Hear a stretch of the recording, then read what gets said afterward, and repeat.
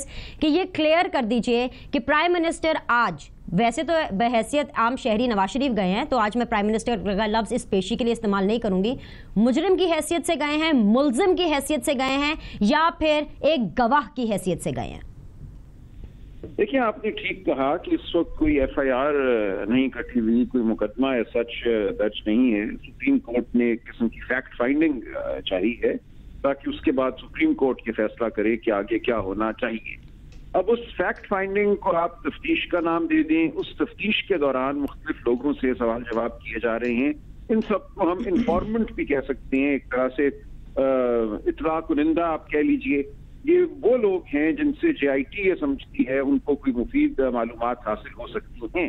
اس وقت کوئی شخص بھی سچ ملزم نہیں ہے، اس وقت صرف ایک تحقیق یا تفتیش کا عمل جاری ہے، سوال جواب ہو رہے ہیں، اس کے بعد یہ تعین ہوگا کہ کیا کسی کو ملزم قرار دینا ہے اور کسی کو گواہ قرار دینا ہے۔ یہ اگلا مرحلہ ہے، اگر وہ مرحلہ عدالت سمجھتی ہے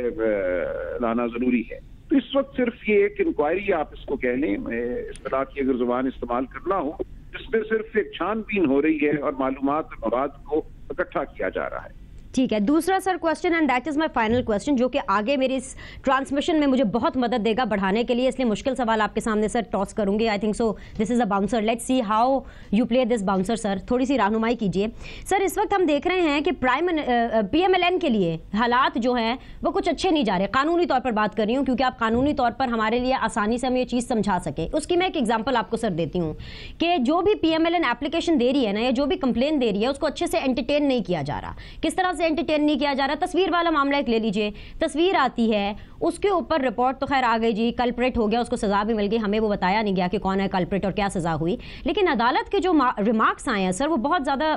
الارمنگ اور شاکنگ بھی ہیں اس لحاظ سے، کیونکہ عدالت یہ کہتی ہے کہ تضحیق کا تو کوئی ایلیمنٹ ہی نہیں ہے بھائی، وہ کرسی پہ بیٹھے ہوئے ہیں، آرام سے تفتیش کر رہے ہیں، اس میں تضحیق کا، ہیومیلیشن کا کیا ایلیمنٹ ہے؟ ایک ایگزامپل یہ۔ سر دوسری چیز آپ کے سامنے یہ رکھنا چاہتی ہوں کہ اگر 60 دن کے اندر فار ایگزامپل اگر رپورٹ بن جاتی ہے سر، تو اس رپورٹ کی حیثیت کیا ہوگی؟ کیونکہ ایک فریق جے آئی ٹی کو ڈسپیوٹ قرار دے چکا ہے، کہہ چکا ہے کہ جے آئی ٹی بائسڈ ہے، تو اگر رپورٹ آتی ہے اس کی کیا ویلیو ہوگی؟ کیا اس پر فیصلہ سنا دیا جائے گا عدالت کی طرف سے، یا پھر اس رپورٹ کو جے آئی ٹی کو ڈسپیوٹ مانتے ہوئے مزید فردر تحقیقات کے لیے آگے بھیجا جائے گا؟ دیکھیں، یہ ایک غیر معمولی صورتحال ہے کہ ایک تفتیش براہ راست سپریم کورٹ کے حکم کے تحت اور سپریم کورٹ کے زیر نگرانی ہو رہی ہے۔ عام طور پہ جب کوئی تفتیش ہو رہی ہوتی ہے، اس دوران اگر تفتیشی افسر کے حوالے سے کوئی تحفظات پیدا ہوں، یہ سمجھا جائے کہ وہ کسی حوالے سے پہلے سے ذہن رکھتا ہے، تو آپ بالا افسر کے پاس جا کے کہہ سکتے ہیں کہ آپ تفتیشی افسر کو تبدیل کر دیجئے، ہاں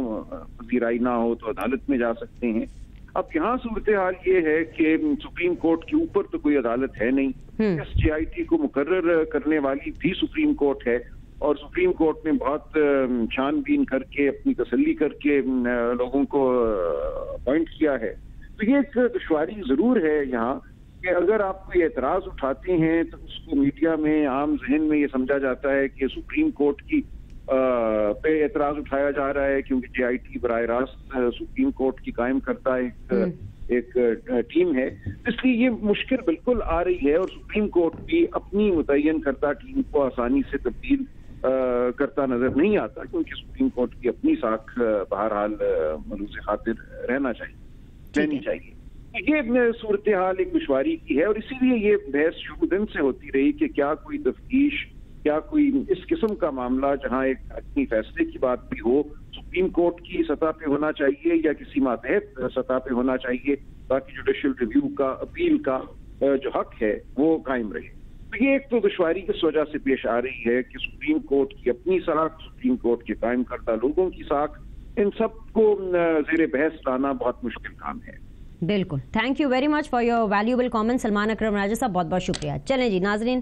ڈل چکی ہے جعفر اقبال صاحب، ڈائریکٹلی آپ کے پاس آؤں گی کیونکہ اپوزیشن اس وقت بڑی خوش ہے، تو اپوزیشن کا موقف بعد میں، پہلے آپ کا موقف۔ پرائم منسٹر صاحب جاتے ہیں